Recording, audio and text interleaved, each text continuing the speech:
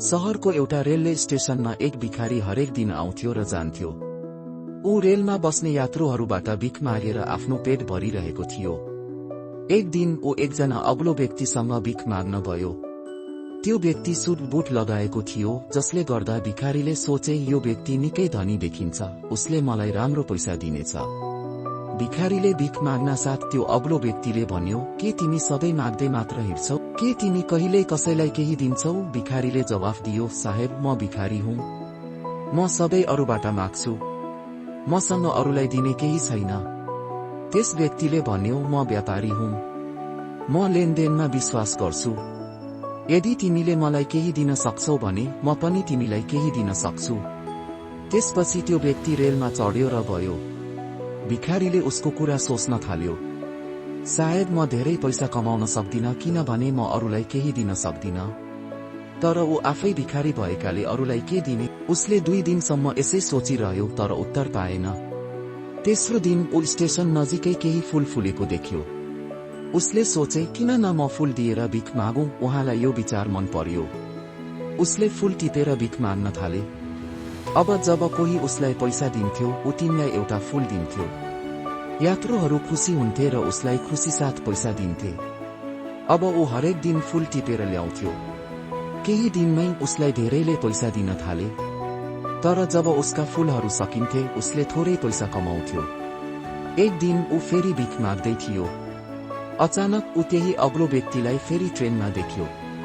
भिखारीले हाँस्दै भन्यो, आज मलाई तिमीलाई दिने मौका मिल्यो, यदि तिमी मलाई पैसा दिन्छौ भने म तिमीलाई केही फूल दिन्छु। त्यो व्यक्तिले खुसी साथ केही पैसा दियो। भिखारीले उसलाई फूल दियो। त्यो व्यक्तिले मुस्कुराउँदै भन्यो, वाह, आज तिमी पनि मेरो जस्तै व्यापारी भयौ। त्यसपछि ऊ आफ्नो गन्तव्यमा पुगेर रेलबाट ओर्लियो। तर यो कुराले फेरि भिखारीलाई सोच्न बाध्य बनायो, म अब व्यापारी बनिसकेको छु।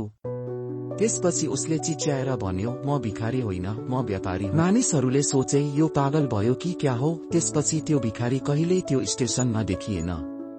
6 महिनापछि त्यही स्टेशनमा सुट बुट लगाएका 2 व्यक्तिहरू भेट भए। एकले अर्कोको हात मिलाएर भन्यो, के तिमीले मलाई चिन्न सक्छौ? अर्काले भन्यो, मलाई लाग्छ हामी पहिलो पटक भेट्दैछौं। पहिलो व्यक्तिले मुस्कुराउँदै भन्यो, होइन, यो हाम्रो तेस्रो भेट हो। अर्को व्यक्ति छक्क पर्यो।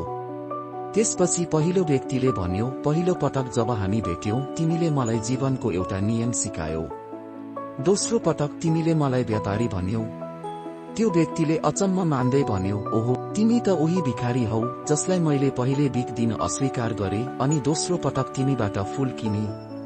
तर आज तिमी सुट बुटमा किन छौ? के गर्दैछौ अहिले? पहिलो व्यक्तिले भन्यो, हो, म उही भिखारी हुँ, तर आज म ठूलो फूल व्यापारी भइसकेको छु, म अर्को शहर व्यापारको सिलसिलामा जाँदैछु।